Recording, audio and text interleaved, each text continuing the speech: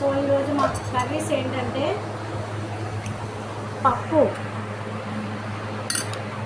So మామిడికాయ పచ్చడి, ఆవకాయ ఇంకొక ముక్క వేసుకున్నాం,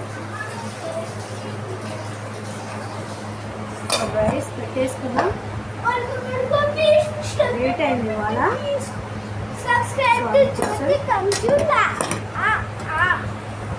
చారు కూడా ఉంది. చింత చిగురిని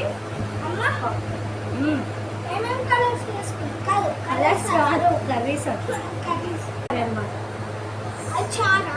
నా ఫేవరెట్ కర్రీ ఇది.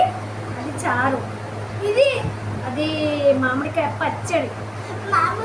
కొంచెం చారు కలిపేసుకున్నాం.